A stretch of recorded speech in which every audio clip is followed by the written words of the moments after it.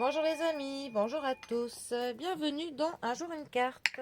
Nous sommes aujourd'hui le samedi 6 avril. Bon, j'espère que vous allez bien. Enfin le week-end. Pour ce samedi, j'ai opté pour le tatou tarot.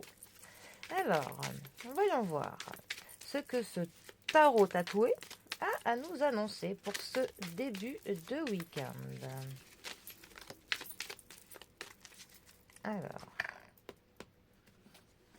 nous avons le pendu qui est accompagné du 10 de denier.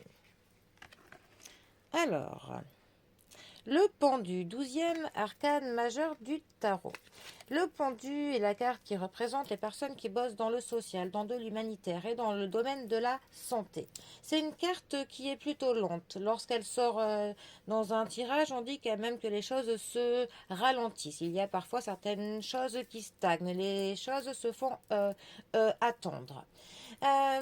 C'est une carte qui va nous parler pour le coup du fait de donner de sa personne, du don de soi, du fait de se sacrifier, du fait de voilà de faire passer les autres avant soi. Mais c'est pour le coup un sacrifice qui est consenti.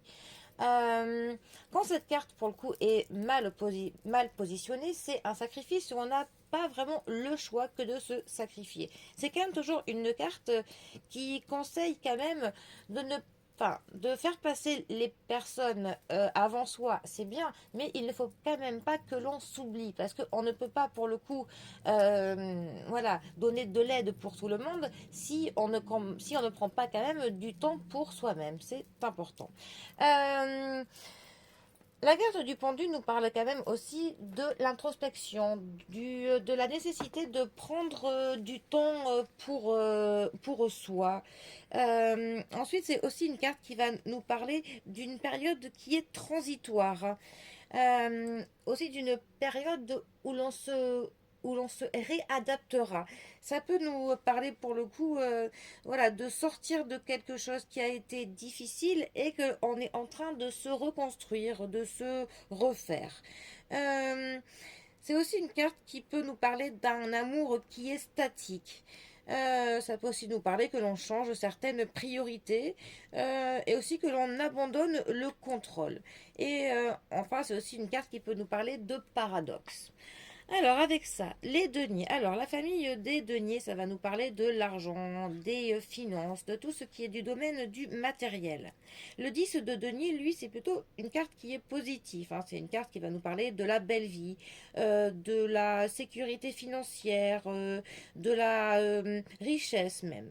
Mais aussi, ça va nous parler des valeurs traditionnelles, du fait qu'il faut que l'on respecte certaines règles. Euh, Après, voilà, on est vraiment dans la prospérité, hein, mais aussi au niveau de l'émotionnel et du spirituel et du succès matériel. Alors, ces deux cartes ensemble, que peuvent-elles nous dire?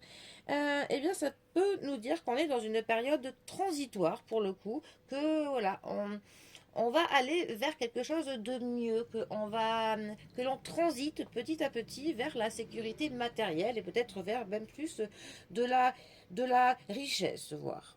Euh, Ensuite, c'est une carte vraiment qui va nous dire que, voilà, que peut-être qu'il y a une perte de contrôle et qu'il faudrait justement que l'on essaye pour le coup de mieux respecter certaines règles traditionnelles, que l'on essaye de respecter certaines conventions, que cela pour le coup pourrait nous mettre un petit peu plus dans la sécurité matérielle.